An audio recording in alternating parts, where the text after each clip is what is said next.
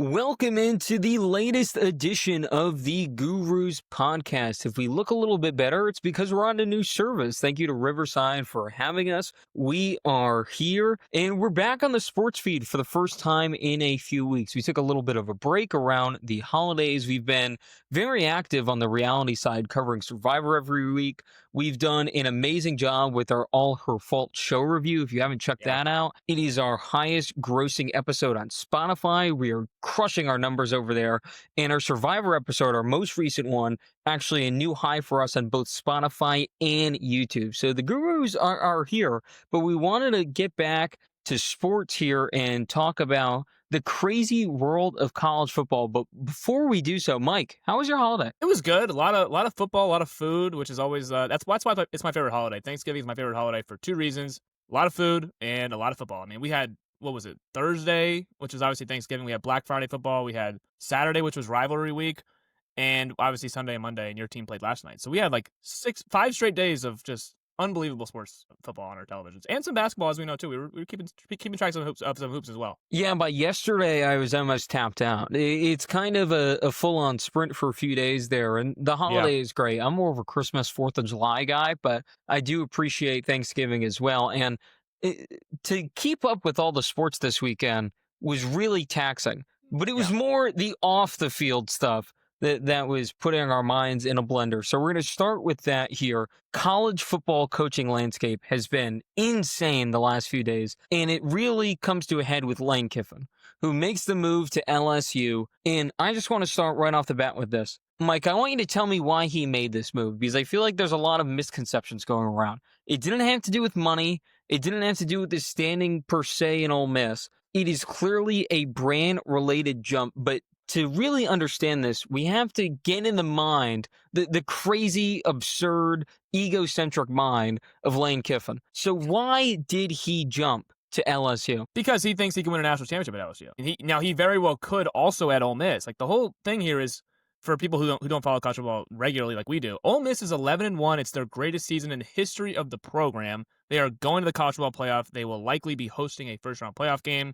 And it feels like this is his best shot to win at Ole Miss. But in his mind, he's probably saying, I can do this exact same thing next year at LSU, and even better at LSU because they have maybe better resources, even though everyone in the SEC has a lot of resources nowadays. But LSU, I mean, you've looked at the last few coaches they've had, outside of Brian Kelly, the last few they've had have won national titles. Ed Orgeron, who we don't even know if he's a great coach or not, he won a national title. Les Miles, who's kind of a flame out at Kansas, he won a national title at LSU. And Ryan Clark mentioned this last night after the Patriots-Giants game. He was like, I told Lane personally, if you come to LSU and you don't win a national title, you're not a very good head coach. So maybe that's a little bit of, an ego hit to Lane. He's like, okay, I'll show you I can win at LSU, even though everyone's won at LSU. So it's not like he is trying to prove something that he can't do right now. He's obviously built Ole Miss to this level, but he's not going to step through the doors with Ole Miss at this point in time.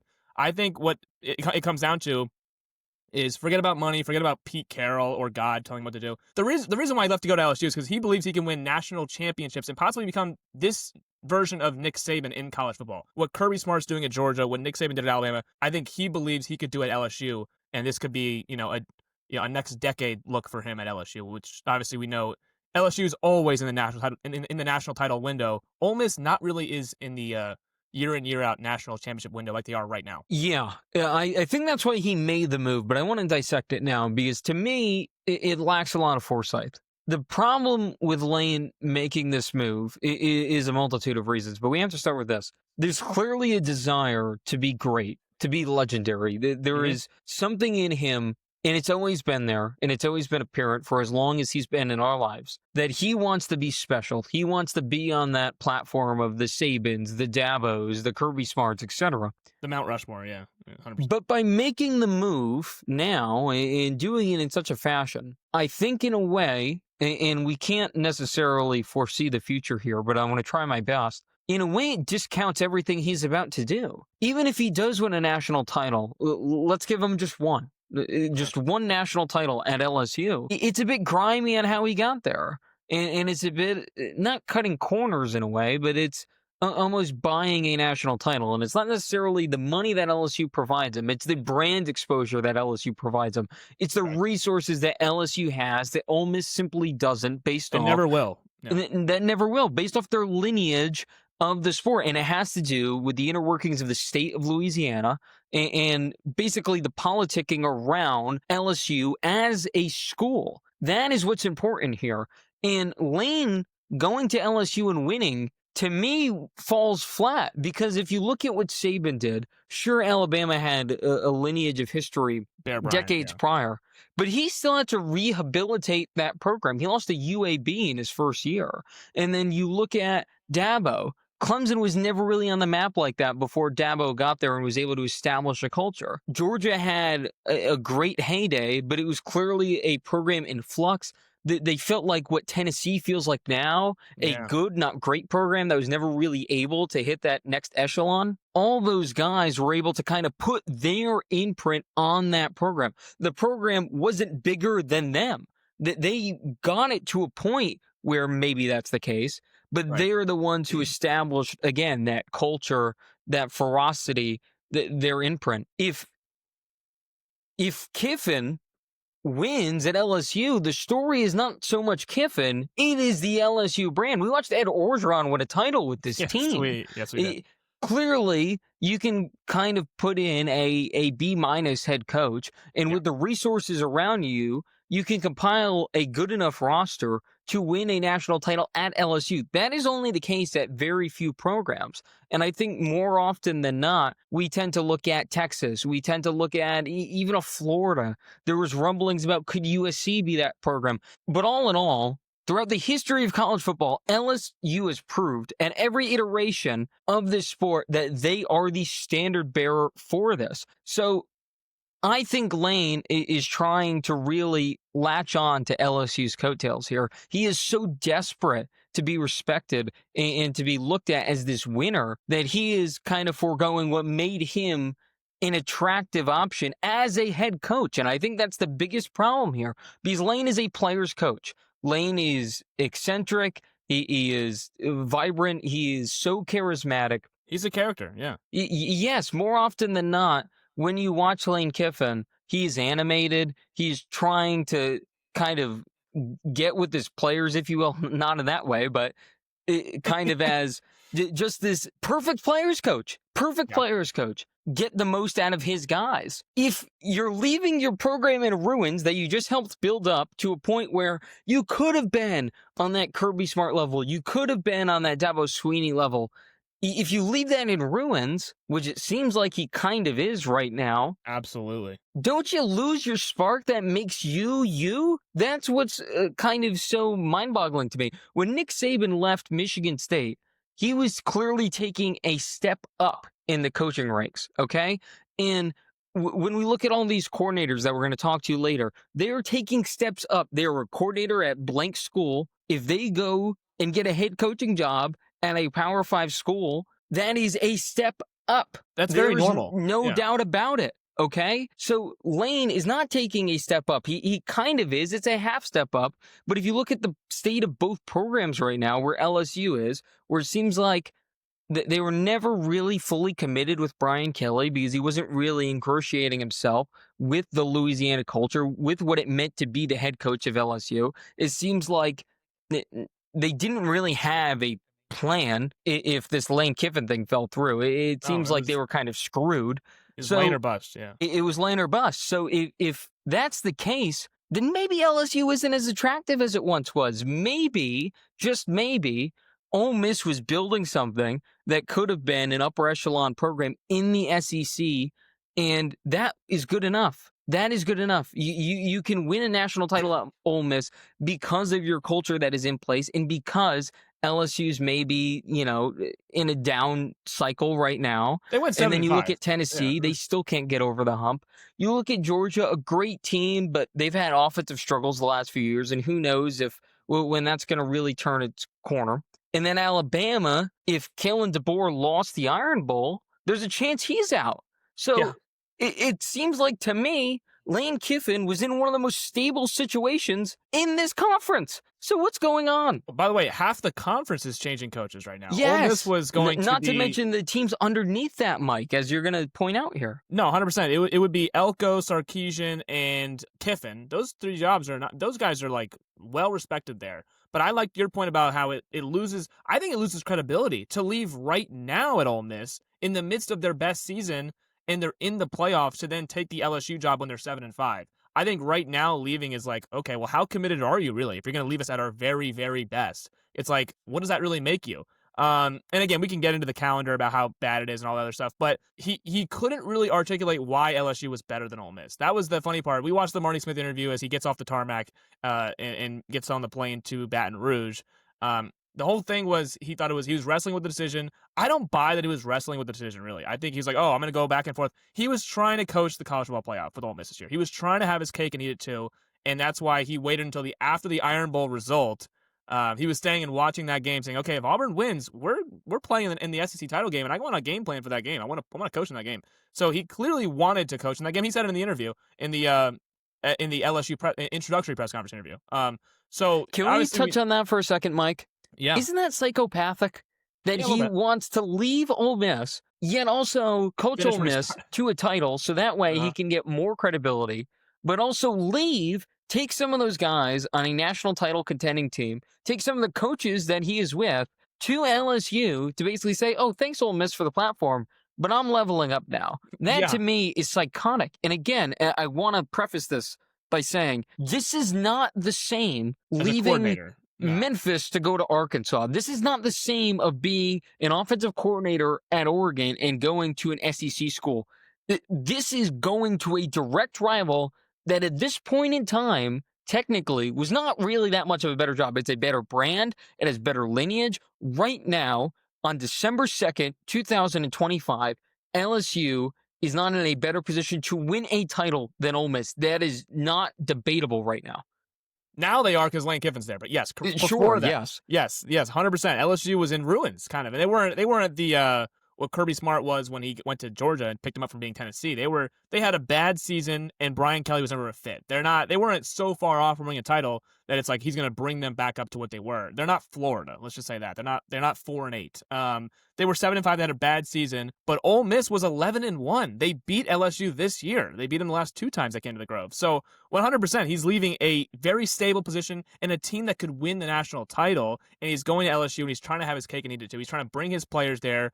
The plane, he's already brought his offensive coordinator with him, Charlie Weiss Jr., to LSU. So Ole Miss is not only losing their head coach, they're losing a few staff members. They may lose a few players. We don't know, but the portal has been moved a little bit around. So maybe, we don't know. We did see last year Bo Prabula sat out of the playoff games, the backup quarterback to Drew Aller, because he left to go to Missouri. That's where the portal that's what we take it in this calendar. But with the Lane Kiffin thing, I wanted to get into the struggle of, I wanted to stay, I want to go to LSU, and by the way, we're going to get into the Pete Carroll thing here. He knows Pete Carroll, obviously, through his dad.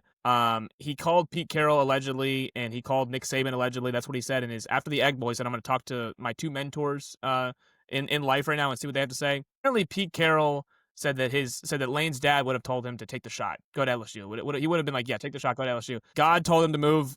It was very strange. Let's just not beat around the bush here, Lane, because I would have respected him so much more if he just said, you know what, the LSU resources, the brand that LSU is, which he did say in the introductory press conference. He's like, this is the best job in America. So he's all into LSU. He's now embracing the culture that is LSU.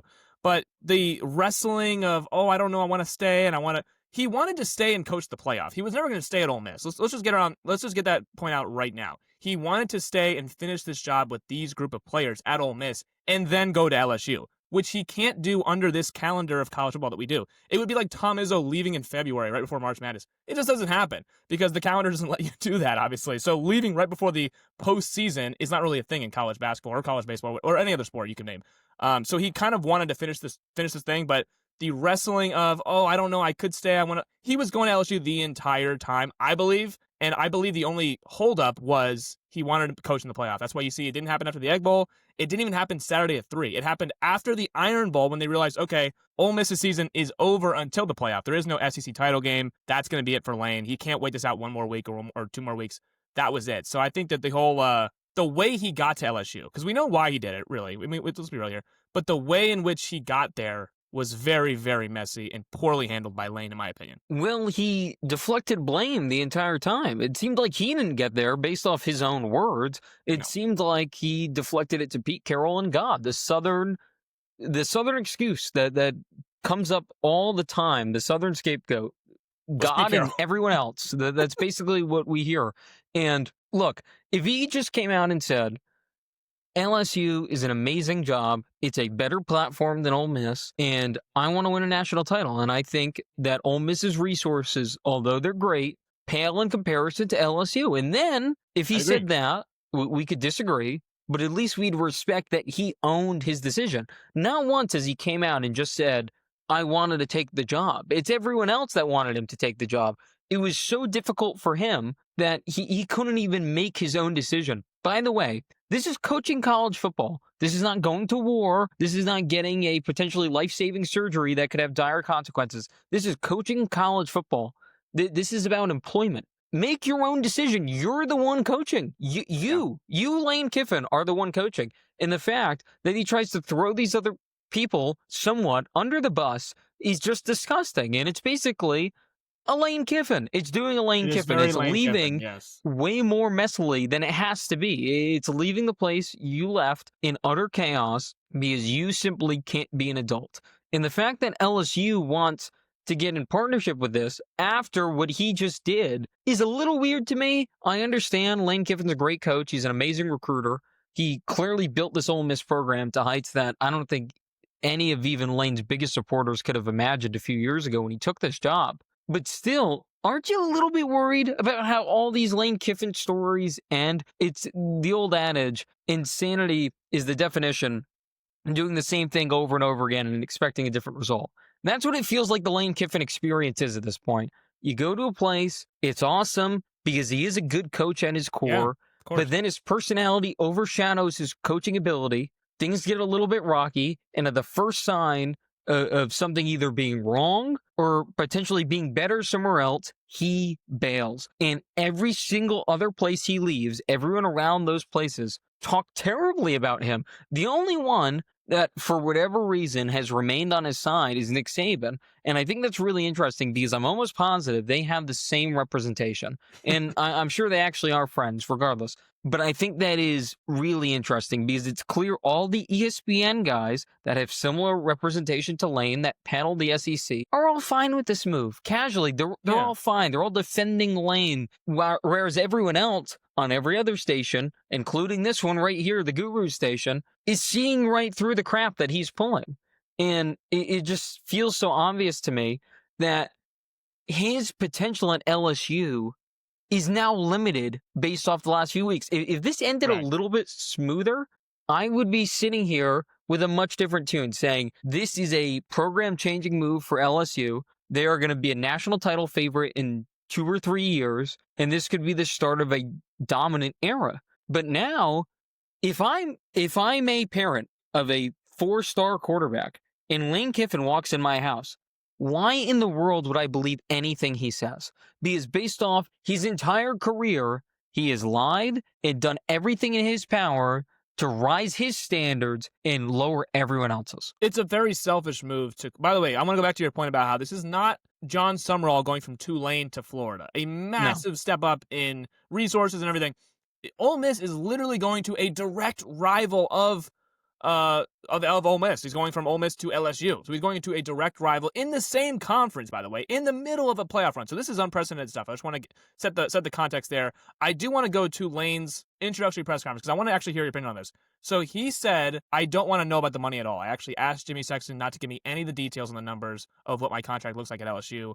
What I do want to know is the money that we're going to get in NIL. What does that money look like? Because I want to know how much we can pay for these players. Do you buy that he did not know a second or even a fraction of what his contract was? How would anyone's... No, how could you possibly believe that? That is ridiculous. He said he wants to make this decision solely off of nothing, no money is... The money is not a factor at all. Because I firmly believe if Ole Miss, just simply had the resources or the brand that LSU had, I do believe he would stay at Ole Miss. I think his heart was in Ole Miss. I do believe that. But to say I that don't, LSU because if it was, he would have stayed. I think even that narrative is kind of losing on maybe, me. but Ole Can we Miss just isn't admit one LSU. thing here? Can we just admit one thing? Lane will do whatever Lane has to do to make sure that he is considered great. That's what he wants more than anything. He wants to be a name. He wants to be famous in a way. He wants to be great. That's all he wants. If his heart was really in Oxford, he'd be in Oxford. They have plenty of resources, good resources, enough to win a title, in my opinion. They Sure. had the money to pay him. They clearly had a roster capable right now of at least competing for a national title and at least making a deep playoff run. If he really was committed to the state of Mississippi and to Oxford and Ole Miss as an institution, he'd be there right now. I think all this, and I'm not faulting you for this, but I think all this talk about how, his heart was in Oxford, but his mind and his bank account was in Baton Rouge. I don't want to hear it But because okay, that's Ole fine. Miss But could have matched the money, at least to an extent, based off everything that we've heard at this point. And clearly, the roster building has been fine. It's been great, actually. They've had yeah. good rosters in past years, and this year's is an elite roster. If he's committed to Ole Miss, he'd say, why would I need to go anywhere else? We're close. We're close right now. We're close. I want to win here. That's fine, and I don't disagree with that. I'm saying that in his own words, there was no money that it's not like he left LSU. It's not like he left Ole Miss to go to LSU because the money was different. So he's I basically just don't saying, believe his words, I guess. I don't either, but I'm saying he's talking out of both sides of his mouth here. Is Yeah. basically what I'm saying. Like, do you buy that the money was not an issue at all and that he wanted to go to LSU because his heart was in LSU, or do you buy that he really did want to stay at Oxford, but LSU is simply the better job in his opinion? Because if he just had said that immediately and didn't make this whole, I'm wrestling with this, I don't know, my heart's here, but, LSU is, Pete Carroll's telling me to go. I mean, she shoved Pete Carroll. Like, he ran him over with the bus. He was throwing him under the bus. Yeah, Pete Carroll was the one who made me go. That's the one you got to point blame at, not me.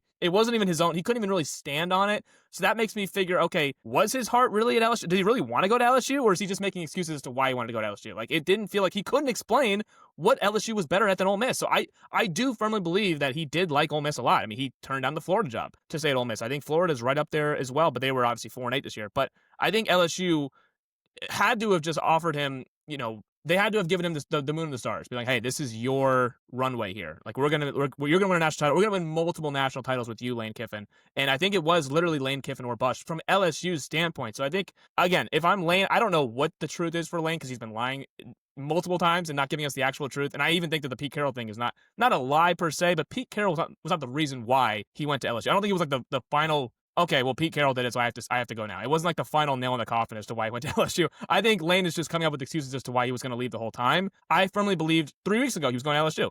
And then we eventually got there, but it was a mess to how he got there. So I don't know. I'm saying that I think the money was an actual reason as to why he did leave. And I think the brand is a big reason as to why he did leave. I think that all of those things are reasons as to why he was not going to stay at Ole Miss, despite them being in the best position, one of the best positions in the SEC right now, which is crazy to think about leaving a school like that. We have breaking news and something I want to talk about, a new wrinkle in this entire story. So it was reported 18 hours ago that Charlie Weiss Jr. signed a 3-year, $6 million deal to be the offensive coordinator at LSU. It just came out as we're recording that Charlie Weiss is returning to Ole Miss to be the offensive coordinator throughout the playoffs for the Rebels, which is very interesting to me because there are reports that Weiss could be getting a head coaching job and perhaps he wants to go back to Ole Miss and on a positive note, and then get a head coaching job and kind of forego the LSU move. So this is kind of unfolding before our eyes.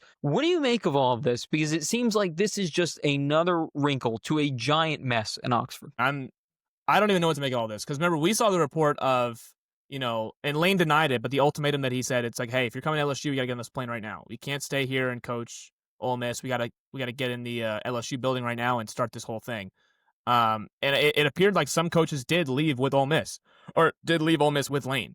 Charlie Weiss, it looks like he's going to stay for the playoff, but does that mean he's going to be returning next year? I don't think so, right? It's going to probably still be LSU. Like, are they letting him? It seems like there's kind of a vacuum here. So he's at Ole Miss right now to coach in the playoff. From what I'm reading, I don't know if this is true, this is hearsay, he's trying to land a job like USF that just became open. He's trying to Yeah. land a job such as that. So it seems like if he's able to land that job, he will forego LSU and become the head coach at, let's say, again, Okay. USF. Maybe. Yeah. If he isn't able to get that job, I believe, based off what I'm reading, he would go back to LSU, which makes this a little perplexing because obviously the school isn't letting Lane Yeah. be the head coach, which we both agree with. But But they are by letting the letting offensive coordinator. Charlie Weiss come back, the offensive coordinator who has direct ties with Lane and has for years at this point, Yeah. aren't you kind of opening yourself up to the same thing that would have happened if Lane was the head coach? Maybe not at the bigger scale, but still where Weiss is now kind of poaching people to try to take them back either to USF, if that's where he ends up, or LSU. It just feels very strange to me. It feels the exact same thing that they did not want to have happen. Like they're having Right. guys still in the room that aren't fully committed to LSU. Or for fully committed to Ole Miss, I should say. Yes. Like I'm already seeing the replies here are, this is temporary. Why are we letting him coach but not Lane? It feels like the same thing. I mean, it's very, if it is temporary, which it certainly appears like if it's just for the playoff, then why is a half committed Charlie Weiss Jr. still in the building at Ole Miss if Lane Kiffin, who was I guess half committed as well, not there? It's very strange. Again, the coordinators are different than head coaches. We've already talked about that, but with such direct ties to Lane, I mean, we joked about this in our group chat. If you even have Lane's phone number, block the number or do not come to practice because we have to focus on the playoff. That's what we're getting ready for. Lane Kiffin has to focus on LSU, and whoever he's bringing with him has to focus on LSU. We're focusing on our first round matchup at home in Oxford against random ACC team, whoever it is, I don't know. So that's what Ole Miss has to be thinking about. But they're bringing back Charlie Weiss Jr., which I did not anticipate at all. I thought he was right there in lockstep with Lane. That's what I imagined, and he very well still could be going back to LSU there. But coaching these final playoff games with Ole Miss feels a little bit like, what are we doing here? I mean, is he going to be here long term? It seems very temporary. So why is that not the same thing as if you're not fully committed with us, leave the building? That's what I thought Ole Miss was going for, but I guess not. Yeah, it feels a bit of a panic move. I mean, we'll have to see the details. Maybe something fell through with LSU and he's back to being committed to Ole Miss. Who knows what's going on? It's a rapidly developing story as we're on the air. So if we hear more, we will circle back to it. But I want to get back to Lane here. It seemed like, based off all the indication, Jimmy Sexton, his agent, was having Lane wait in the wings for potential Bama job, which I hinted at a few minutes ago, that if DeBoer lost the Iron Bowl, and there was a few seconds where it looked like that game was getting a little bit too frisky for Bama. That job could have opened up. I think that is a little bit ridiculous. I could see it, I suppose, but Bama still would have had an outside case to get into the college football playoff. I think DeBoer inherited a bit of a tough situation following up Nick Saban's tenure in Tuscaloosa. I think that is way harder than anyone's cared to admit. I understand the standards that are there around the Crimson Tide program. Yeah. But DeBoer's a great head coach. And I think last year the wheels fell off a little bit. But again, it's really hard to be the next guy. And I think John Shire has maybe clouded this because he's done such a good job with Duke following Coach K. But more often than not, the next guy, if he's going to be successful, it's going to take a few years at the very least. So I think the impatience with DeBoer could have been costly for Bama if that's the direction they were to move in. But based off what Lane has done in the past, would they have really wanted Lane Kiffin? Again, he's by far the biggest fish in this coaching cycle. Of course. But moving DeBoer for Kiffin, to me, feels like a lateral move. I think Lane Kiffin is the biggest fish in this coaching cycle. I'm not so sure he would be the biggest fish in normal coaching cycles. I think it's because there's so many openings that it's like, well, okay, who's the best guy? It's Lane, I guess. But I think DeBoer's a fantastic coach. I believe it. Had Alabama made a decision like that to fire DeBoer, I mean, we could talk about Penn State here coming up, but Penn State fans were almost like, well, we fired James Franklin. There's literally nobody else that's better on the market than James Franklin. We're kind of praying that DeBoer does get fired from Alabama. Maybe he'll come to Penn State. I don't know. It felt like a pipe dream to me. I never bought that, and I don't know if you share these same opinions. I don't think that was ever never happening. bought it, no. All she was like, DeBoer's the favorite to go to Penn State. It's like, wait a second. He's the favorite to go to Penn State. He's currently the coach at Alabama, and they're going to be 10-2 going to the playoff, possibly. I didn't really buy that, and I even if they lost the Iron Bowl, which was close, and they always are in Jordan Hare, I don't think that Alabama would have fired DeBoer. Maybe I'm naive in thinking that, but I really believe that they, again, 9-3 back-to-back years. I don't think that's fireable. I know I understand the expectations of Bama, but he's a fantastic coach. Like let's not beat on the bush here. Kalen DeBoer won at Washington, He's won wherever he's been. He's going to win at Alabama. I mean, I'm not worried about DeBoer. Last year he had Jalen Miller, who couldn't really complete a forward pass, didn't have an offensive coordinator. Now he brings back Ryan Grubb, who he had at Washington, and I don't think that he would leave. I don't think that Bama would move off of DeBoer. That would be very hasty, and I don't think Bama's a hasty, knee-jerk program like that. That's just my opinion. Maybe I'm wrong, but either way, he won the Iron Bowl, so that's now null and void. But I would not have. Lane Kiffin feels. Forget lateral move. I don't know if Lane Kiffin is even an upgrade over DeBoer. I think that Lane Kiffin is just a bigger personality than DeBoer, maybe more of a player's coach than DeBoer. But I don't think he's a better coach than Kalen DeBoer. I don't. I firmly do not. And I think if they were to fire DeBoer, let's play hypotheticals, and Penn State was to get him, I would be like, wow, Penn State just lucked out, because there are no Kalen DeBoers on the market right now. There's just not. I mean, there's not guys that are just floating around that just win all the time. There's really not. I mean, you're getting these G5 guys who are coming up to SEC, but the SEC jobs are outside of Lane, there's really no big name like that. Franklin is now gone at Virginia Tech. You had these other guys who were going to the Big Ten. Pat Fitzgerald's now in the Big Ten again. UCLA got Chesney from James Madison. So you're getting these jumps, but you're not getting a Kalen DeBoer just on the market. Just, hey, he's been fired, and now where's he going to go? You didn't get that. Brian Kelly's out there, but Brian Kelly is not Kalen DeBoer.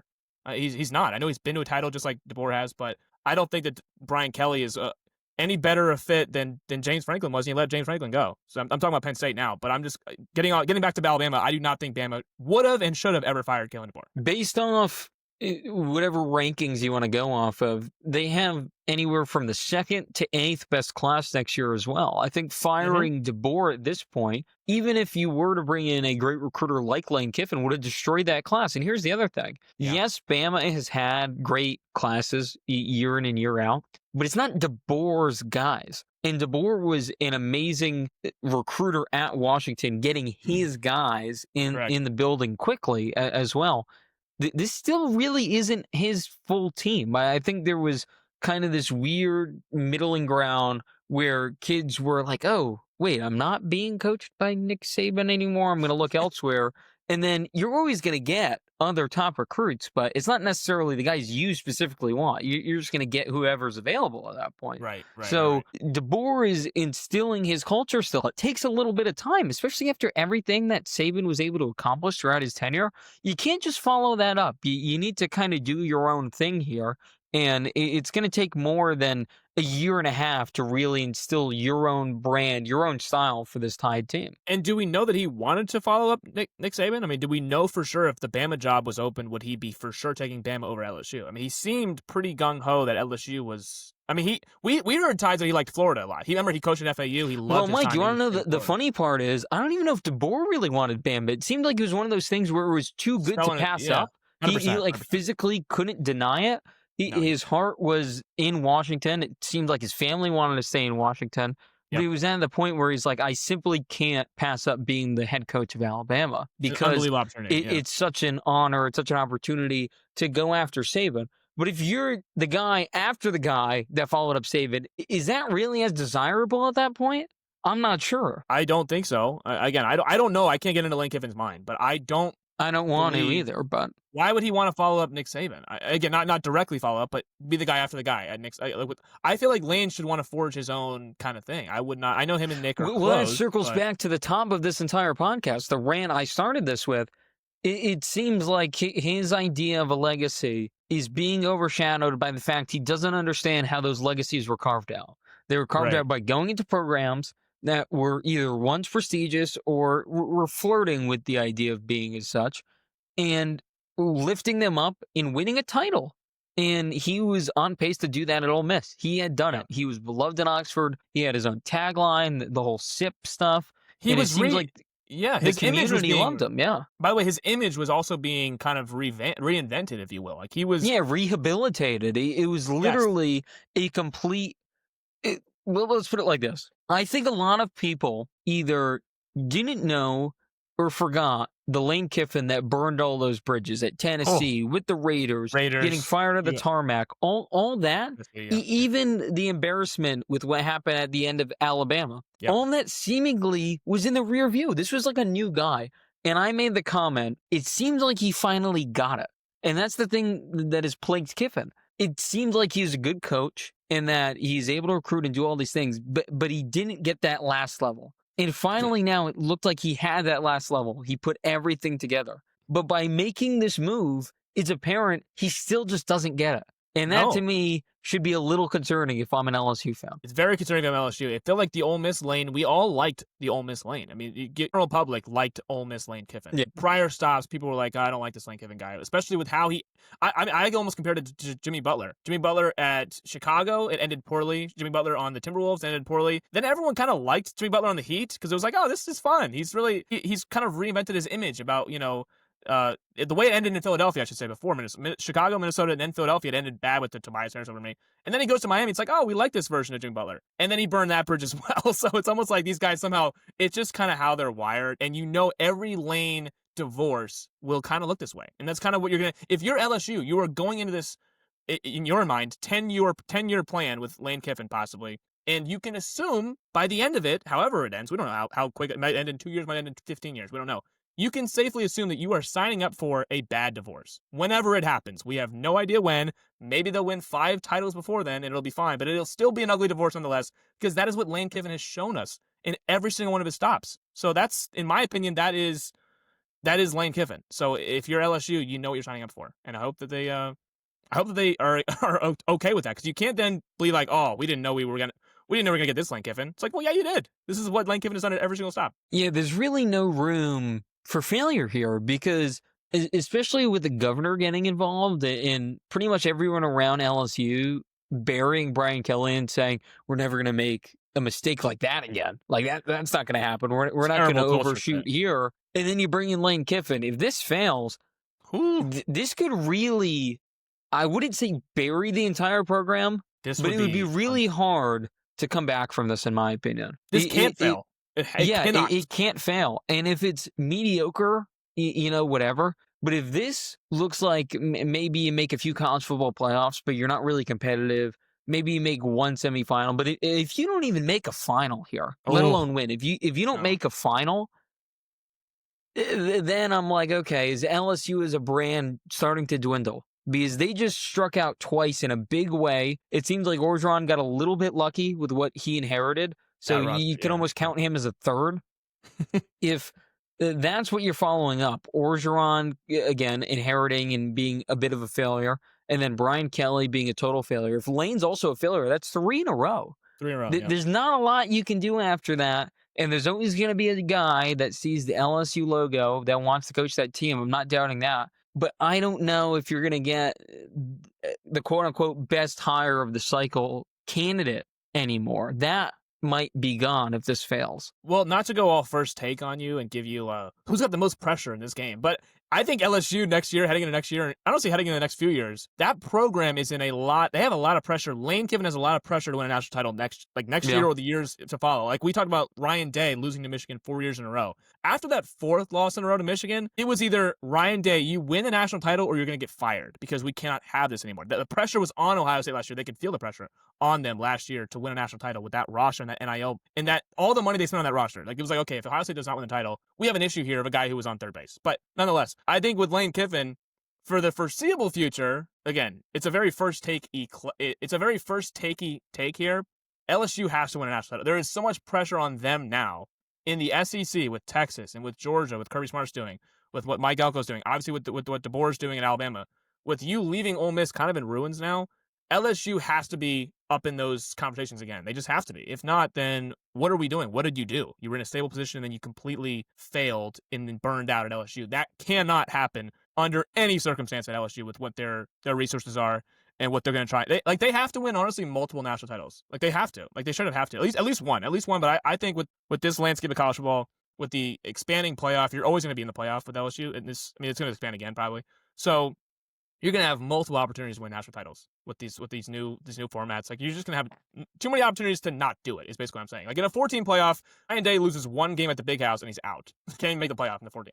In a 12 team, and probably going to get expanded here, LSU is going to have so many opportunities to win national titles. You can be a 3-loss SEC team and still make it. Yeah, Ryan Day was going to be fired at 11-1 because he couldn't beat Michigan in the Big House. That's what we were going with just 2 years ago. It's like, oh, he couldn't make the 14 playoff. Even last year, there were people that were calling for his job after the Michigan loss, and they won the national title a few weeks later. I know. That's how much pressure some of these coaches are under. And if You you lost by look at 2 in your team. LSU and you look at this arranged marriage, if you will, there might be even more pressure than that. So I think there is. And again, it's easier to manage it in the regular season.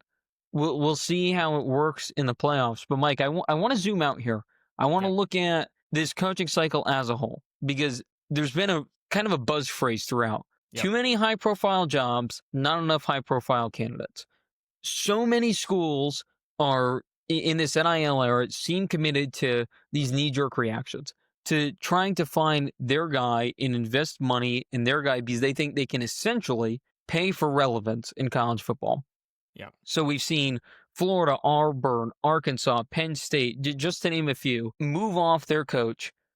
Some a little bit late, some potentially prematurely, all for Right. the same goal: to find the guy that they can essentially supplement a roster around and just pray that they can coach that roster that they are dumping money into the college football playoff. So I want to start with Penn State, and then we'll circle back to some of those other schools I mentioned a second ago. Yeah. Because Penn State fired James Franklin, and we were very anti this at the time because it just didn't make sense, the timing of the firing. I thought it You would be after could the season, be yeah. anti-James Franklin. You could be pro-James Franklin. Either side can admit that the timing of the firing didn't make sense, especially because I think this Penn State roster was a little bit overrated heading into the season.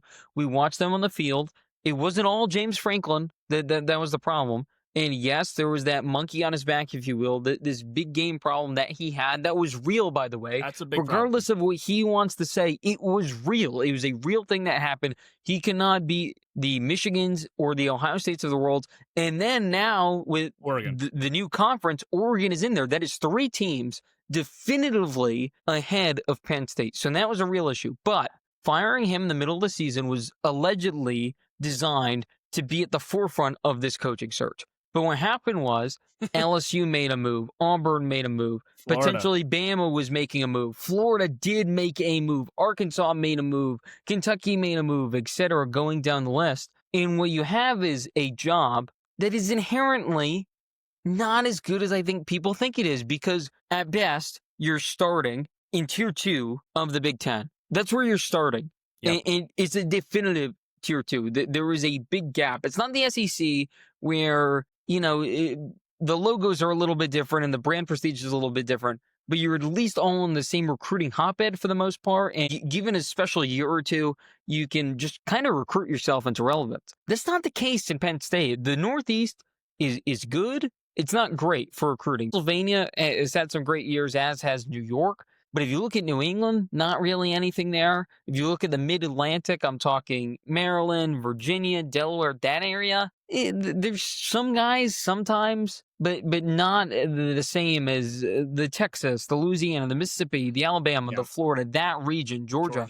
That region of the country. Or even the West Coast, when you have California, you have Arizona, you have the other side of Texas. You have those areas to grab from. Penn State doesn't have inroads there. So yes, they can dominate the Northeast. Yes, they can dominate the Mid-Atlantic to an extent. But what does that even really mean? So now they're left with Kalani Sitake, the BYU head coach, being kind of their make or break situation. If they don't get him, who else is out there? We see Brian Dable, the former Giants coach, who was a offensive coordinator at Alabama when he was kind of able to rise through the ranks. And then it's the mystery man of Brian Hartline, and that's who I want to start with here. Yeah. Brian Hartline's been a possible name for the last few years. He's been very popular in these kind of online articles that you read, these hot boards. Talking heads on TV mention him a lot. Buckeye fans do not want him gone. Buckeye fans are terrified of him leaving. Mike, here's the problem. If schools really wanted him, 1, don't you think he would have left by now? 2, don't you think some of these other schools would have inquired about him a little bit more at this point? And 3, here's the point I want to touch on. Is Brian Hartline that important to Ohio State, or is Ohio State that important to Brian Hartline? Because I made this point in one of our text threads. Isn't there a possibility, and we've seen this in the past multiple times with coordinators and et cetera, where the impressions that you leave are based on the logo on your hat and on your sweatshirt. The kind of relationships that you have are because you're at Ohio State. Are you really making them on your own. It's impossible for us to really understand that, but isn't that a little bit concerning? When I look at someone like Hartline at this point, who's been hyped up for at least 2 or 3 cycles at this Few point, years, yeah. wouldn't he be gone by now if he was really that much of a game changer at Ohio State? Well, I mean, we've heard that about Ben Johnson the last few years too. I do think he likes Ohio State a lot, but I also do believe he is a hot commodity. Now, is he waiting specifically for the Penn State job? Is that why he turned down SEC jobs? Is that Well, why what is he SEC waiting for here? Because we've had so many high-profile jobs. If he wanted the Florida job, don't you think if he's such a hot commodity, they would he have at would have? least Yeah. had him in the short list? The job would still be potentially open, if not his. If Auburn wanted him, don't you think he would have either A, taken it or B, been on the short list? Again, he's probably never in contention with LSU unless Lane didn't take it. But Right, that even would have like been in Ole nice. Miss, don't you think? I mean, it was clear Ole Miss wanted to hire internally because of the situation that just unfolded. But that's another SEC job. It feels like there's been jobs for him to take. So what is he waiting for if he is waiting? Know what he's waiting for. I really don't. I couldn't tell you. Again, the Penn State thing very well could be real, where he goes up in terms of coordinator to head coach, but he stays in the Big Ten, goes to a rival, but builds his own thing at Penn State. Maybe and is the guy after Franklin. Maybe that is what he wants. I have no idea. By the way, real quick, we also got another Pete Thamel bomb here with Texas Tech's Joey McGuire has agreed to a 7-year extension. So another guy that has been locked in. We saw it with Signetti. We saw it with Rhett Lashley. We saw it with a few other guys, so they're staying with their teams and not leveling up, if you will. But Yeah, Lanning as well. He was a popular name yeah, for a exactly. little while. Lanning was up. Yeah, Lanning and Signetti were the two big ones. It's like, well, and I want to go back to Penn State here for a second, and maybe shifting away from Hardline, but Penn State was the first team to fire. I mean, they fired Franklin after a 2-game losing streak. I mean, it was it was Oregon, it was UCLA. It's like, okay, now we're done. Or I believe it's Northwestern after that too. So 3-game losing streak, you're gone. They got out in front of this thing. They were the first team to, okay, we're gonna go after this coaching cycle. I don't think they knew that the Florida, LSU, and every other job you mentioned would come open as well. This is one of the biggest cycles, one of the biggest coaching carousels we've ever seen as far as the landscape of it all. So they were the first team to get out ahead of it, and they're still looking for their head coach. All these other SEC teams have pretty much filled their spots at this point. So and they've all fired their guys after Penn State. I mean, we can get into Kentucky right now. Mark Stoops was fired 2 days ago. Finally, Kentucky, was very loyal to Mark Stoops, and they eventually did finally fire him. And a day later, brought in Will Stein from Oregon. So they had that pretty quickly. All these things happened pretty quickly. Penn State fired Franklin back in October. I mean, what are they waiting for? Who are they waiting for? So I think Penn State is the biggest mystery team right now. Is it Kalani Sitake or bust? Is it Jeff Brom? I hope it's not Jeff Brom for Penn State fans' sake. But if you're going to move off James Franklin, which we, again, at the time agreed, the timing made no sense of it. If you're going to fire him, which I was not totally against, you do it after the season, like everyone else does normally. You let him finish out the season. He's meant too much of their program for you to not let him finish the season. That was my whole gripe with it, too. It's like, and again, my other gripe was, who's better that's available? Signetti's not available. Lanning's probably not available. So who are you going to just replace James Franklin with magically? And is the Penn State job really that good? We've seen now it's not really that good. All the other guys are moving to other SEC schools. So is a tier 2 Big Ten job really the desirable destination here? If they get Sitake, if they get, Dayball, if they get Hartline, I certainly don't think it'd be like a swing and a miss by any means. But I don't think that if you get Jeff Braun, I think it'd be a swing and a miss. But I mean, you're not leveling up from James Franklin is the point here. So why fire him when you fired him if you're not going to get a definitively better head coach than James Franklin? That would be my thing here. So according to Kalshi here, and we're only using this because there's not a lot of books Yeah. looking at the Penn State job here, but Right. Here are the favorites in order. Jeff Brom has more than a quarter of the share at this point. He has moved up 17% over the last 24 hours. He's up to 28%. Jeez. Kalani Sitake is at 26%. So those two guys make up more than half the likelihood of the next Penn State coach. There's a massive drop after that. It's Brian Hartline, who has shot up a little bit as well. He's up to 13%. Then, I want a live reaction. I don't know if you know this. Terry Smith is in 4th place at 7%. Rip the interim tag off. And then we have Kalen DeBoer, we have Manny Diaz, we have Brent Key, who I don't even think is possible because he just signed an extension. Yeah, we have Bob Chesney, who again is impossible because he just took a job. Yeah. Brian Dable, who was at 25% and is allegedly down 22%. He's at 3% now. So based off public reaction, and again, there is allegedly no bookie on Kalshi, or there's no house. You're betting against other people, and the reason why this is often interesting is because it opens the door for insider trading. Let's just put it how it is. So it gets interesting because some people that have information try to bet up their particular guy. So we've seen pretty much everyone's name in this Penn State job. Joe Brady was the favorite for a while. Yeah. Who is now at 1%. I saw Matt Rule. He was up there a few weeks ago. He's all the way down at less than 1%. Yeah, Fran Brown was getting thrown around a couple weeks ago, but now obviously we know he's gonna be staying at Syracuse. It looks like. But. Yeah, he's staying, and he had about as bad of an end of season as you could possibly have. So that made him far less attractive. Yeah, he was like, I'm out of here. I'm out of the cycle. Matt Campbell was another name. He's all the way down to 1%. There was again the guys that potentially could be fired, like a Lincoln Riley or Kalen DeBoer. They seemed fine. So. It just seems like Penn State overplayed their hand. That's exactly what it seems like to me, because at what point do you just say, okay, we're going to try to maybe have an interim for an extra year and try this again next year? You don't see that too often. We see it a little bit in the NFL. They never say it as such, but it does happen where, there's kind of that placeholder coach. They're like, yeah, we'll just hire him and we'll try it again next year. Or you hire someone on a short leash. We don't see that a lot in college football because it could be destructive with recruiting and whatnot. But based off the names here, I don't think Satake's leaving BYU. I think they have incredibly deep pockets, far more than anyone else realizes, not only because of the Mormon connection, but just the state of Utah as a whole and their alumni base. There's so many companies and entities around that university that I think they can easily pay him off and he'll be fine. And he's doing really well at BYU. So there's plenty of reasons to want to retain him. Dable, I don't think works because he was a hothead with the Giants. How is that going to translate with college kids, especially in today's era of college football? That just, to me, seems like a terrible fit. I know he did it at Alabama. I understand that. But as the head guy, it seems like there is some disconnect with him in power, where people don't like his kind of ego trips, for lack of a better term. Yeah, but a lot of the Bama kids loved Brian Dable when he was there. They did. They did. Now that was 8 years ago. I believe it was 2020. And he was hungry then. Yeah. He was trying to make a name for himself. He was trying to rise up through the ranks. Does that change now that he was the offensive coordinator at Buffalo? Gets credit for making Josh Allen who he is, even though that was more Jordan Palmer and what they were able to do with mechanics off the field. But that's besides the point.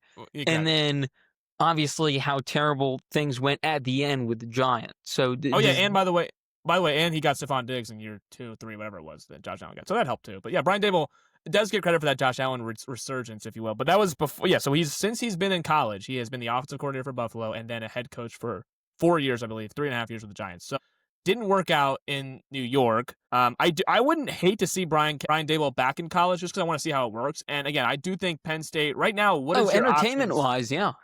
I just want to see it. And again, if Penn State is a tier 2 Big Ten job, I think that Brian Dable could land a tier 2 Big Ten job. I want to see how it looks what he can do with a tier 2 Big Ten job. So I would like to see that. I'm not sure how it would go. I have no idea. Again, he hasn't been in the sport in almost a decade. It's been, I think, 8 years.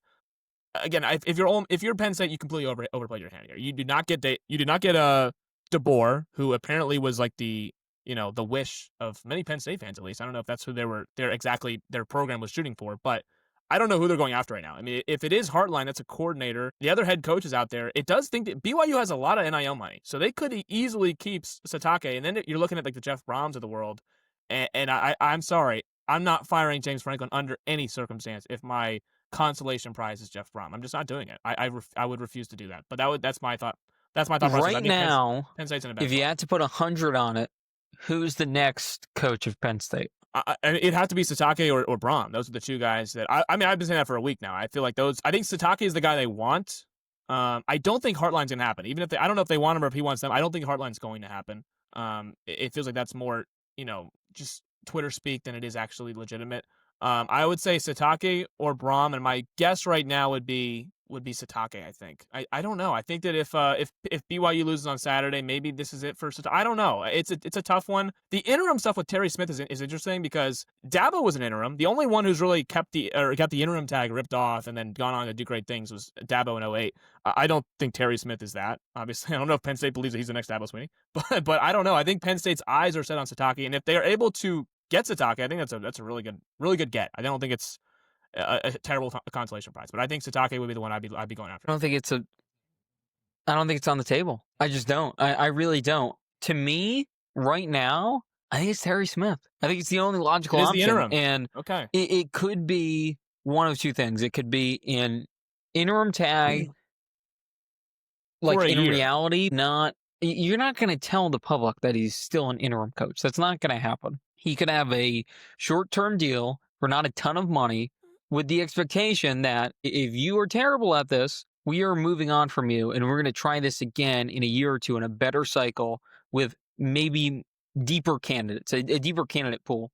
But did they really fire James Franklin? If you hire Jeff Brom, you're basically admitting defeat, in my opinion. That's not an upgrade at all, and I'm not even sure that's a massive upgrade over just giving Terry Smith a chance. So the only real option is either Satake or Brian Hartline. Yeah. I don't think Hartline's going to leave because I think perhaps the public has overrated him as a candidate for whatever reason. I don't know what that reason is, but just reading the tea leaves and following it, clearly there's something off there. If he was this amazing candidate, this 10 out of 10, he would have been hired by now, in my opinion. That could be wrong. We'll find out. But regardless. And then Satake, I just think BYU has too deep of pockets. I think BYU can compete with Penn State financially. And why would he want to leave? He's beloved in Utah. It's very clear that Lane Kiffin he wants to be there.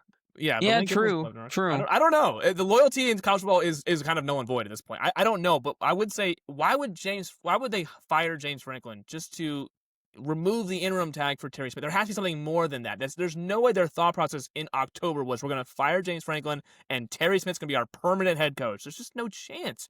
Unless it wasn't. It wasn't, but based off what's happened in this cycle, I think that's what's going to happen here because they had no inclination that this coaching cycle was going to be as dramatic as it ended up being. They simply didn't.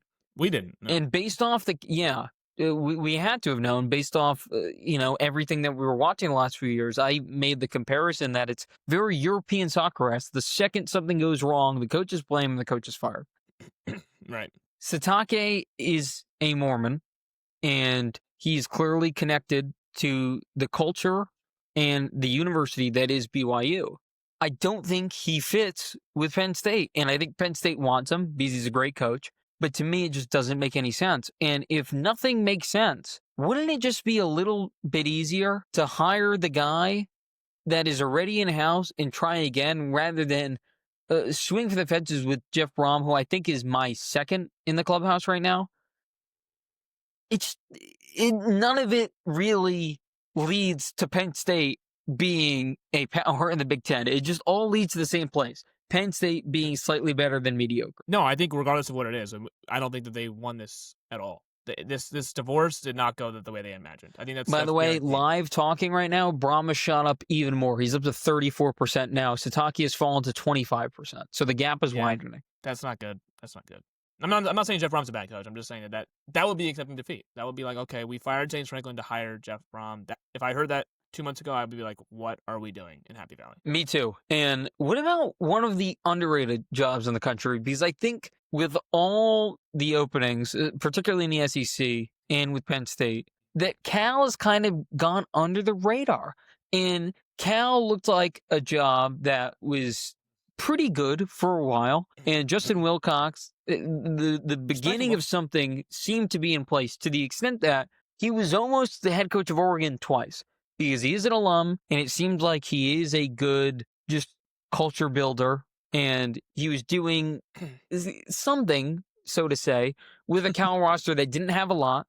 He was clearly having them play above their means. He was able to get guys like Jaden Ott and Fernando Mendoza to his program. Mendoza's probably going to win the Heisman, so even though he did win the Heisman outside of Cal, that should count for something, in my opinion. Hey, those But guys are in the building. regardless, he wasn't able to build upon that. They were kind of stagnating at where he started with them. And now he's gone. Ron Rivera is their GM. So he's the one leading this coaching surge. And it looks like Tosh Lupoy, the Oregon defensive coordinator, is going to be their next head coach. But Mike, my question to you is this job being a little bit undersold? Because Cal is in a great recruiting area of the country. Cal is a phenomenal school. It's by every metric, a top 3 public school in the entire country. It's a brand. People know about Cal Berkeley. It's one of the only schools that people can put the actual city where it is afterwards. Okay. They've had great football highs in the past. They have plenty of notable alumni that played in the NFL. They have money, presumably, from the tech sector in Silicon Valley and, some of their alumni who have come through the university because it is so prestigious. Is Cal an underrated job? And if it's not, Mike, is it because they are in the ACC, which I think is so bizarre to this day that Cal and Stanford are in this conference that they have to travel like they are a traveling circus almost. They have to go across the entire country just to play football games. Does that hamper this job potentially being underrated? Well, by the way, Tavita Pritchard also just got hired as the Stanford head coach, so that's another one that ACC added one of their own guys there. As Stanford brought back Andrew Luck's running things over there at Stanford. Now, Ron Rivera running things at Cal. I don't know if Cal's an underrated job. I really don't. Does it have to do with them being the ACC? Possibly. I don't know about the NIL money. I really don't. Allegedly, they have money, but I keep hearing that, their true freshman 5-star quarterback, Jaron Kiabe Sangapolutele, is going to leave for just more money. So if they don't have in-house money to keep their own players, I don't know if it's that. It kind of reminds me of last year, South Carolina. Did they have enough NIL money to keep Lenora Sellers? The whole thing was Lenora Sellers turned down more money to stay at South Carolina, so they didn't really have the cash to compete with the other guys who could throw $5 million at Lenora Sellers. So with Cal, they've had good quarterbacks in the past. They've had obviously Jared Goff. They had Mendoza. Couldn't keep him in the building. They have Sagapolutele. Can they keep him in the building? It looks like maybe not. He might go to a Big Ten school and just go level up. So if it is a good job, I don't know if they can retain their good players. Jaden Knott transferred to Oklahoma. He's in the playoff now. Mendoza transferred to Indiana. He's going to be the Heisman, probably the winner or the runner-up. So I like Cal as a job. I think it's a fine job, but I don't know if it's this underrated job because if you don't have the resources to keep your own players in house, I don't know if I can sit there and say go to there. That you can win there. You can win there. I'm not saying you can't, but it seems like it'd be a little bit more challenging than your token Big Ten. First of all, they're not. I don't know why they're in the ACC. So we can agree right there that I don't know what they're doing here in this conference. They kind of hacked the ACC on Saturday and made everything wait, what's happening here with Cal? Cal just turned the whole ACC upside down with their win on Saturday night. But I don't know. I don't know. They fired Justin Wilcox a week before the end of the season, which was interesting timing there.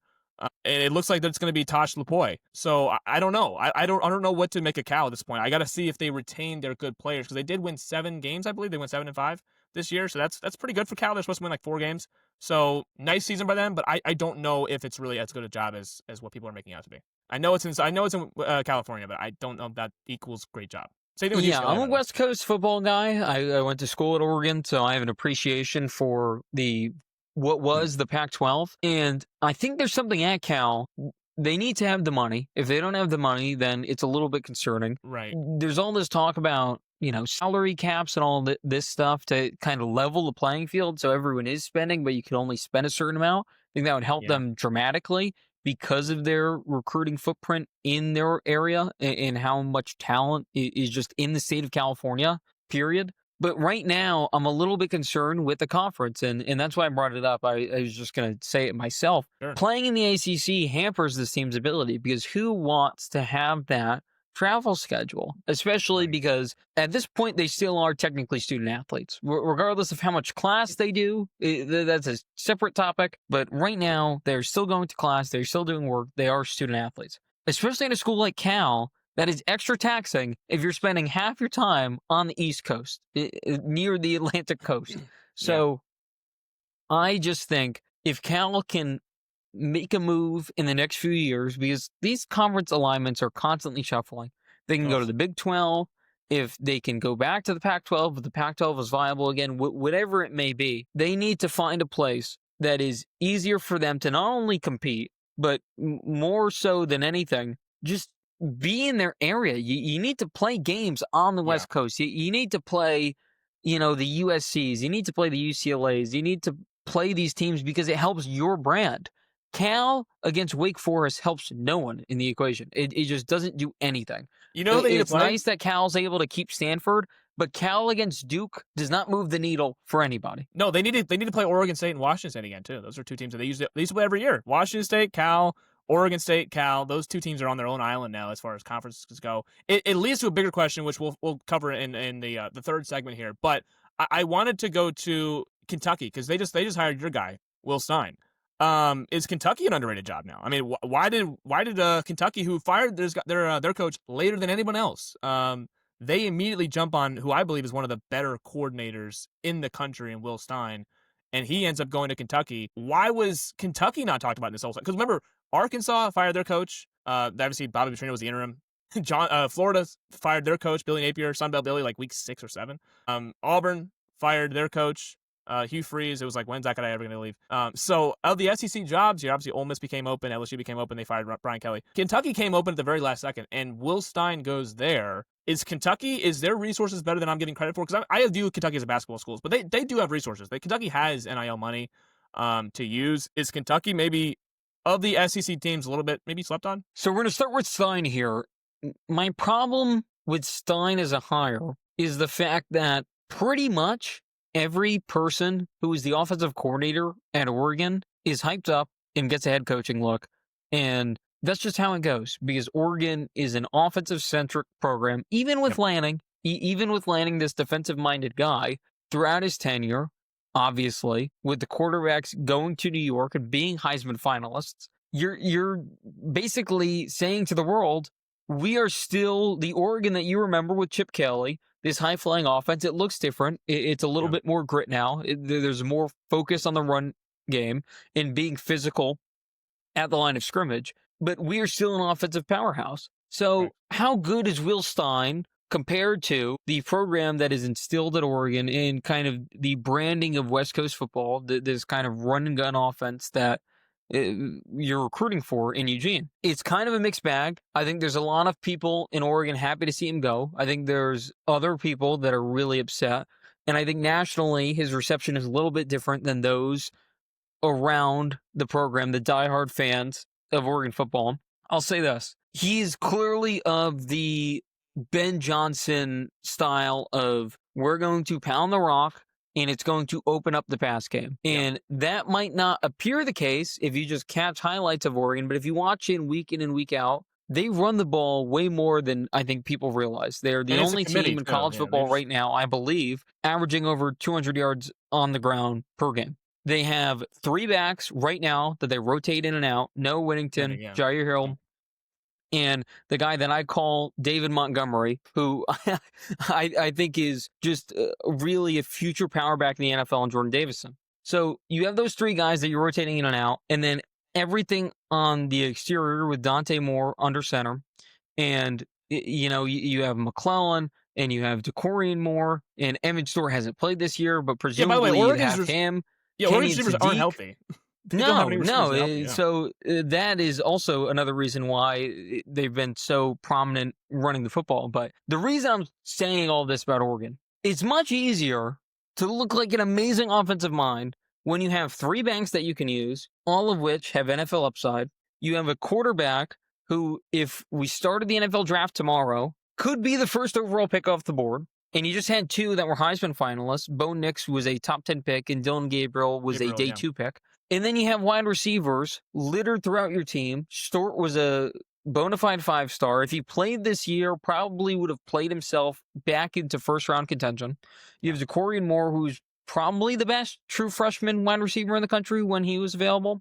You have Kenyon Sadiq at tight end, who's probably going to be a first-round pick. And you just go down the list. When you have that type of talent, it's kind of hard to be bad, right? So I like Will Stein. I do. Are there things that he does that annoy me? 100%. I think he gets a little bit too stubborn trying to run the ball on first and second down. We hear about this all the time. He gets a little bit predictable. It's easier to stop predictable runs on first and second down rather than play actions or just straight up shotgun passing. And when he goes to Kentucky, he's not going to have the talent, presumably, that he's had on these last few Oregon rosters. That's what I So was gonna, yeah. the only way it's going to work is if these resources in Lexington are a little bit better than we presume. That's what I was And gonna ask. by Are all they? accounts, Stoops' payout, I believe, was around $37 million, which is a lot. That's quite a bit. That's one of the most of all the guys that have been fired. I believe it's top 3, right?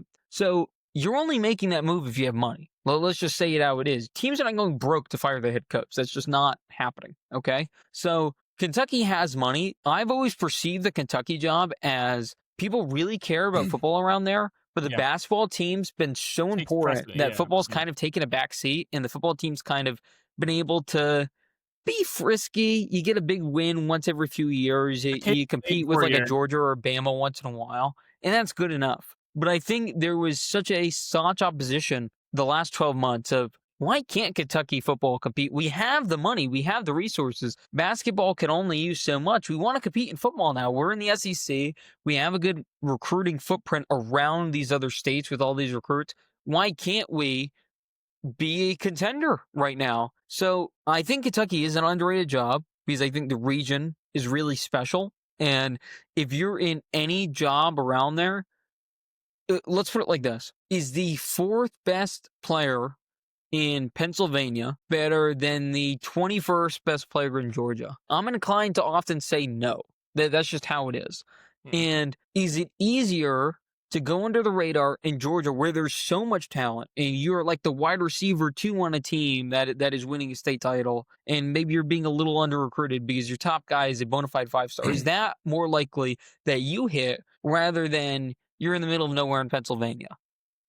That's kind of where I lean when I'm thinking of recruiting Kentucky compared to Penn State, for example, right? So to answer your question after that long-winded response, yes, I think it's underrated. Do I think Will Stein's the home run everyone else does?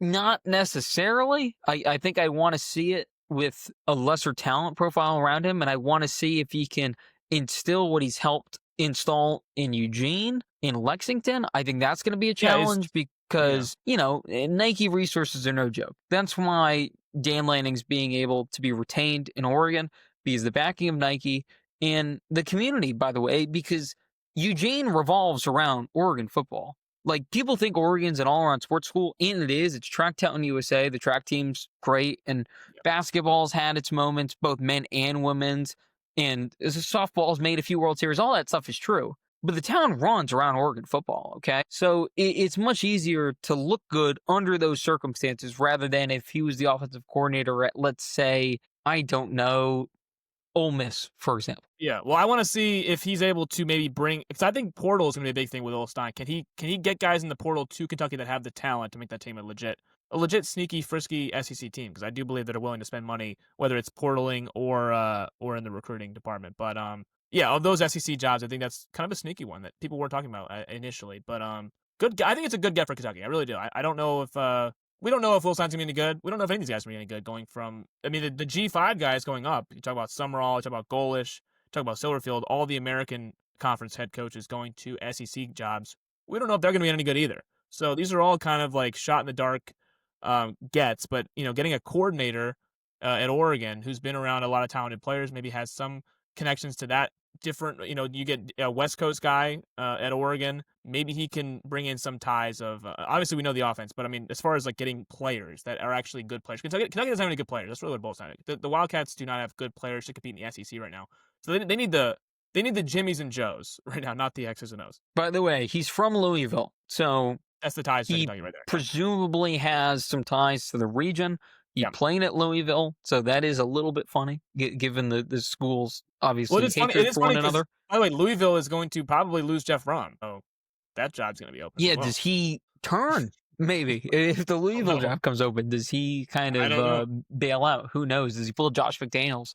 If anyone remembers that story when he was the Colts head coach for 10 hours, pretty much. Yeah, I was going to say like half a day, but yeah, that was regardless. So the SEC coaching cycle. Everyone's talking about it right now. John Summerall to Florida, Alex Golish to Auburn, Arkansas gets Ryan Silverfield. Real quick, because I want to touch on the last part of this pod for a little while here. Of those 3 jobs, who were you most excited about? Well, Summerall for sure. I think the I think first of all, Silverfield I think was a complete settle for Arkansas. I don't really think that was a great hire. He took over what Mike Norvell did at Memphis and didn't really do anything until the Big 12 threats left the conference. That being Cincinnati, UCF, and Houston. Those were the American teams in the American Conference that went to the Big 12. And then he finally won 10 games at Memphis. But it was kind of 7-6, 6-6, 8-4. And then a big spike up once those big teams went to the realignment, which was the Big 12. So I think Ryan Silverfield was kind of a settle, but I think Florida got a big time hire in John Summerall. I like John Summerall a lot. A lot of people are comparing it to the Sunbelt Billy. They got it. They already went G5 before, so people are like already write this thing off. I think John Summerall is a good coach, and again, I do think eventually he'll get Florida right. But Florida, number one thing, you have to be patient. Florida is the most impatient school out of any of these SEC teams. They're going to fire you if you lose in the SEC title game. They're going to fire you if you don't beat Nick Saban. They've done in the past. If you're Florida, can you please just preach patience with somebody for a change? It's not going to be overnight. Although I do think John Summerall is a really good coach, and I do think that he'll have the resources of Florida to get good players. And I do think he's a better coach than Billy Napier. But we'll see how that happens. I do think John Summerall is a good coach. The Goalish thing, I'm not as high on Goalish. By the way, USF hasn't beaten anybody in like 3 months. I think that he's a fine get for Auburn. I don't think he's a home run hire for Auburn. I think Goalish is fine. I think John Summerall, out of that group, Summerall, Goalish, then Silverfield. I think what Goalish did was impressive given the state of USF, but yep. Maybe you want to see him reach a little higher of highs. I think that's my critique there. And then you did the Silverfield beats, and I agree with all of them. But here's where I want to spend the last part of this pod, because this is important to me. And we always try to look at big picture things and talk about the narratives kind of under the surface. The sport feels different, and not in a good way. And I grew up in the Northeast where college football is not really a thing. I grew up 40 minutes south of Boston College, and yeah, Matt Ryan and Luke Kuechly were cool, but they only lasted a few years, and after that, it goes, and the program was never really great. So there's not really a team around here. So I became a fan of Oregon. I eventually went to the University of Oregon. So I've been a fan for over a decade of the sport now. And when I first got into it, it was love at first sight. I loved all the different play styles, different cultures of each school, all the different brands. But it was a little disheartening seeing the same 4 or 5 schools compete every year against each other. That was a clear problem. And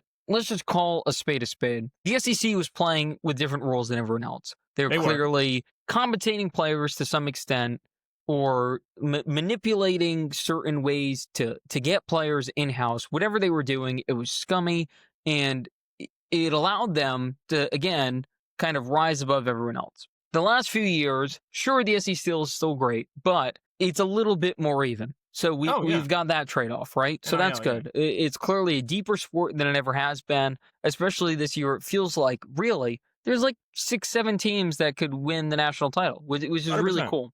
100%. But because of that, the trade-off is now the calendar has never been worse because there's too much of a gap between the end of the regular season and then the start of the playoff. Not to mention, we're still playing conference title games, despite them not really mattering whatsoever. So I don't know why that's still a thing. You play one game to play one less game. Yes, plus the notion that it's pay to play, which has kind of ruined the amateurism of college sports. And now it's a free-for-all. All these programs that are being built are getting kind of their legs cut out from under them because everyone else is going to somewhere new to get more money. Plus, the constant coaching swap that we just witnessed, where a coach in Lane Kiffin is literally leaving what he built for 6 years in Oxford to take a job at LSU, a direct rival, which equals the sport's kind of losing its identity here. It's losing what made it great at one point. And even with all the faults of the 2010s era, where it felt like it was Alabama, and then there was a gap, and you could put Ohio State, you could put Clemson, and then Georgia, I guess, for the tail end, you could put another gap. LSU, and then it was your LSU, Oregon, your Auburn. They had their 1 year. Michigan State had some fun years in there as well. Now, sure, there's more parity than ever. In that top tier, you can put like 10, 15 teams in, which is fun, but it's impossible to follow. You can't really follow any players anymore because as soon as you like a guy, he leaves. It's impossible to keep track with the coaching. Because as soon as you hire a guy, he could be out in 2 years, which is that European soccer idiom I used earlier. what is going on? And is there any saving this? Because I feel like there is a disenchantment going on with college sports that is starting to reach a crescendo. And it really reminded me with the Lane Kiffin news how many people are just sick of the direction college football is going in. Well, yes, everyone's leveling up. Everyone's going from they're taking what they did at their small school and going to a big power. I think the biggest thing outside of the calendar, which is we can both agree it's a terrible the calendar for college football. You have to have the national championship as close as possible to January 1st if you're going to keep this academic thing going. Where it's like, okay, you can't transfer until after the academic semester, fall semester, blah blah blah. I think another big thing that we kind of touched on earlier, the mega conferences are ruining the sport too. Like, I'm sorry not to be the the person to be like revision, like to kind of talk about the old days of college football, but it wasn't that old. It wasn't that long ago. We actually had conferences that made sense. We had divisions that made sense. Now we have 18 teams in the league, and it's like teams aren't even playing each other anymore. It's like, oh, they're the two best teams in the league. It's like, well, we don't know. They didn't play each other. So we're having these like 6-way tiebreakers that get Duke in the title game. We have so many ridiculous nonsense rules with college football nowadays with these mega conferences that we have no idea what's happening in any sport. You can be in the same conference as somebody and just not play them for like 4 or 5 years in a row. Like we don't know. It's like you have these set schedules. You have your common opponent, but with divisions, it made way more sense because you had your division opponents, which you play every year. It was like 8 and 8. And you have one cross division, I should say, team. It was very much more like boundaries. It made sense. It was kind of like the NFL where you have your conferences, you play out of conference once a year. It rotates every year.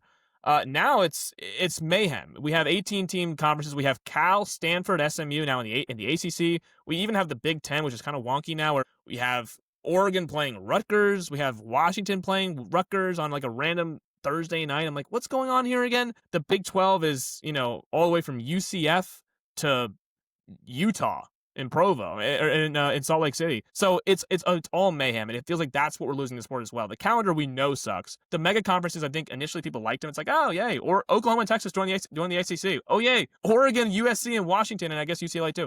They joined the Big Ten. That's all fine, but right now it looks like we have like, what is this? We've had now 2 years of a Pac-2 where Oregon State and Washington State are playing each other twice. They're literally like running out of people to schedule. They don't have enough opponents to schedule on their team because they don't have a conference. So we just kind of like forget about some teams and we just dogpile on the SEC, who's closing in on 20 teams now in their conference, and it's out of control. That is a big issue. I don't think it directly impacted why Lane left necessarily, but I think it is directly impacting why other coaches leave. And I think if we just didn't have mega conferences and we had maybe, I don't know, back to having divisions or like smaller conferences. We used to have the Big 12, by the way, which was just 12 teams. Not long ago, we had a 12-team conference where there was only 12 teams in the conference. Now we have close to 20. Again, I don't know. It's not fixable overnight. But I don't know. Maybe we can get back to what makes sense in college football in the sport of like, hey, maybe there's 12 teams in each conference and we separate it like based on regions. That could work. I don't know, but maybe that's a bridge too far. There's only so many more years that this is going to work. College football ratings are still great. There's still a lot of buzz around the sport. There's a lot of content creators that have emerged the last few years focusing only on college football and kind of making it more than just regionalized sectors, which is how it was covered for years. Now it's more broadened and kind of a domestic sport throughout the United States. And we're showcasing everywhere from the SEC to, Bozeman to Ames to wherever you want to put. Now, more than ever, the casual college football fan is aware of everything going on around them. But that's also going to be a detriment because people like Josh Payne, like Joel Klatt, they can only smile for so long. Yeah, eventually, there's going to be a breaking point where they can no longer positively spin where the sport is going. And some of those guys have already started. Pate's complained about it multiple times. Klatt has as well. I don't know if it's ever going to really die as a sport because there's the element of you go to a university, you're attached to the university. No matter how much you love your local sports teams, you didn't go to Boston Celtics University. I went to the University of Oregon, okay? You, Mike, specifically, didn't go to Miami Heat University. You went to Clemson. So there were all these personal connections with the teams that can never be broken. It just simply can't, unless something dramatically happened at the university, something to the level that transpired at Baylor, for example. It's just never going to change. You're never going to break that bond that you have. So you're always going to have those people. But everyone else, that's when it gets concerning, especially the next wave of fans, the young kids. If I was a new fan, I think I'd be sick of this. I don't know how I would even follow No. what's transpiring. There's too much change. There's too much transfer portal nonsense. There's too much NIL nonsense. Something that happened 2 years ago is no longer legal. Something Uh, that has never been legal for the last 30 years is now legal. It's just so dramatic of changing that we're at a point where even the upcoming playoff feels like an afterthought. The games on the field to determine a national champion are now kind of secondary to the drama of coaching, the NIL portal, early signing day, all that stuff. The games are losing value, but the championship itself is losing value. oh, especially this time of year. I mean, X, we had rivalry week this past weekend. There was so many great games that were important to the playoff picture, and yet we spent the last 72 hours probably talking about Lane Kiffin as the headlining subject, then getting into the other SEC jobs, then getting into Penn State. Oh, yeah, by the way, the game happened. Ohio State played Michigan. Oh, yeah, by the way, the Iron Bowl happened. Those were all afterthoughts. Miami Notre Dame, that debate just now started again today after 72 hours of coaching talk in the college football landscape. So this time of year, I hate this time of year in college football. I love it for the football games, but I hate it for the off-field reasons because the calendar's terrible and we're undervaluing. We're literally diminishing the value of these games because this time of year is when everyone's moving. It's recruiting time, it's portaling time, and the rivalry week is supposed to be the best time of year for college football. It's the biggest names against their bitter rivals. There's playoff implications on the line, and we're not even spending time talking about that. In this entire podcast, we've been talking about coaching cycles, NIL, calendars, mega conferences. We haven't even spent a second on the Iron Bowl, really, or Ohio State, Michigan, because these are all afterthoughts. And that's why I think it's a problem for college football. They need to get back to rivalry week used to mean everything. It used to be like, okay, clear your calendar. This is it. Now, the last few years, it has been, where is he going after this game? Where's his next place? What's the recruiting going to look like? Who's portaling? Is he going to portal after this game? Is this his last game? It's awful conversations. And again, I don't know what to attribute that to. Certainly the NIL is a big thing. I think that helps for parity, but it does diminish kind of, and again, the calendar doesn't help at all. The calendar, we've never seen, it's not like the NFL where it's like, oh yeah, by the way, after week 18, you now must, leave. Like imagine if Dan Campbell left the Lions last year after a 15-2 season. It's like, yeah, I'm going to take the Giants job or whatever, had they fired Dave, whatever, just hypotheticals. It wouldn't happen. Imagine if, like No. I said earlier, if Tom Izzo left right before March Madness to retool, random ACC school that's down, I don't know, North Carolina. It's like, I'm going to leave this job. We're a 2 seed in the NCAA tournament. I'm going to revamp North Carolina, who missed on the bubble or whatever. I mean, it's just like, doesn't happen. It doesn't happen at all. So I think that college football has a ton of issues that are overshadowing the games that make college football so great. That's a big problem. Any final thoughts on anything we've talked about today? The Penn State thing is going to be I'm actively refreshing of what is Penn State going to do? I'm honestly fascinated to see what they do because they were the first team to kind of get ahead of everything, and yet I feel like they're the last team to kind of resolve everything too. So I want to see what happens with Kalani Sitake this week at BYU. Obviously, he's playing in a game. He's got a game plan for Texas Tech. So how involved is he going to be in this Penn State thing? They're going after him. He's like, hey, I got a playoff to worry about. Jeff Brom he's been 1 foot out the door at Louisville for the last month and a half now. And then Terry Smith. I want to see what happens at Penn State. That's my my final thoughts here is I don't like the calendar. I don't like this time of year being what it is. I don't like the way Lane Kiffin handled everything. But and again, I'm so excited for the playoff too, which is I think we both are excited for this playoff. I mean, Oregon's gonna get a home game on campus. Ole Miss is gonna play a home game on campus without half their coaching staff. It feels like it's gonna be crazy. These playoff games are gonna be really interesting, and yet we're not even talking about it. And that's I think an issue. And I hope that we're able to get on a podcast and actually talk about the games because right now it all is secondary to what we're talking about right now, which is the big fish are leaving these schools and going elsewhere. It's a crazy cycle. That's probably why Florida State didn't fire Mike Norvell. It's because who are we going to get in the cycle? Mike Norvell is not good. He shouldn't be coaching our team anymore. But we'll wait till next year because what are we going to do? We don't want to be like Penn State and just fire him and eat the money and buy out and not get anyone better. So I want to see what Penn State does. Real quick, give me your national title pick. I think the Buckeyes will play in it for sure. I don't see anyone beating them. Who else would be in that game? I don't want to say Georgia. I know they've looked better defensively the last few weeks. I think it's going to be Ohio State and Texas A&M. Not a lot of people like Texas A&M. I know, but I think not. I'm not saying they're the second best team in the country. I'm saying that they have the second best path. I think they're going to be a 5 seed when the selection show comes out. I think they're going to get a home playoff game in Kyle Field and College Station against the 12 seed, whoever it is, James Madison. Take your pick. I think they're going to play the 4 seed, which could be Texas Tech, and I think I would like A&M to get to the semifinals. And then again, you're 1 win away from. I think the 5 seed path Another issue we can spend another hour talking about is the format of the CFP, which is not great. But I think the 5 seed is right where you want to be, and I think A&M is careening. I think losing at Austin was a great thing for them actually, because it could. You don't want to play in the SEC title game. Why would you want to play an extra game in the SEC title game? I mean, we saw Oregon do it last year. Why would you want to play an extra game? There's really no point in doing it. You're gonna get a home game on campus. That's what Ohio State did last year. That's what Notre Dame did last year. They met in the title game. I think you want to play one less game. They're going to get a home playoff game as the 5 seed probably. I think their path is good. I think Ohio State wins the whole thing. I think they go back to back, unfortunately. I think Ohio State wins the whole thing. I'll take Oregon or Texas Tech. Whichever one No is Georgia. on the better side of the bracket. I will take either or. It just depends on whichever one is kind of away from Ohio State. Right. By the way, real quick, because neither of us mentioned Georgia, which I was kind of surprised. I thought you were going to mention Georgia. I think Alabama could obviously miss the playoff, but I think if Alabama gets in, they can win the whole thing. I firmly believe that Alabama is good enough to win the whole thing.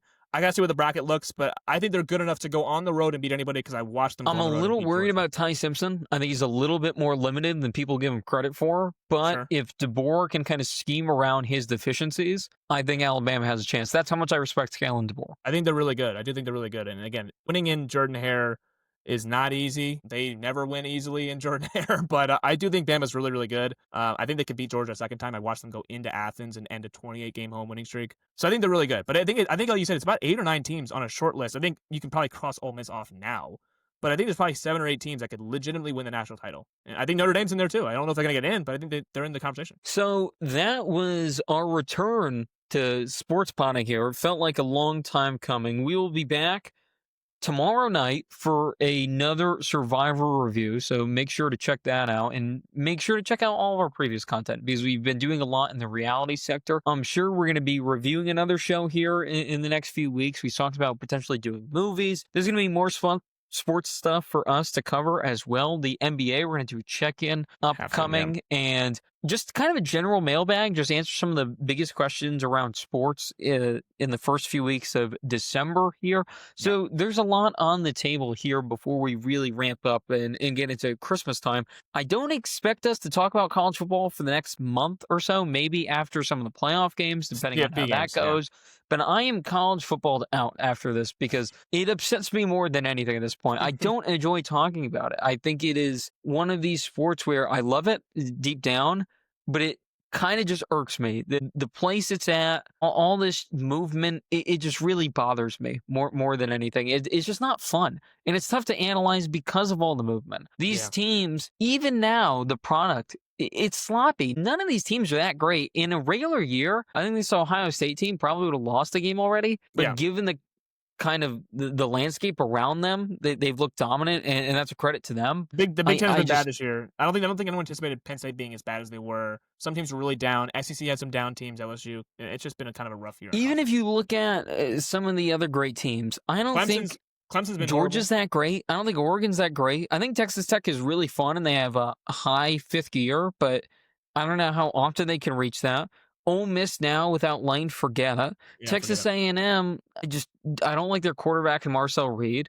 I think Mike Elko struggles a little bit at the end of games, which hasn't really come into factor much because of how great they've been and that the fact they've been winning them. But I think they've opened the door a little bit too often in some of these close games. That's concerning. Oklahoma's offense is deplorable. It's awful. It's unwatchable. Notre Dame's really good. Notre Dame gets in.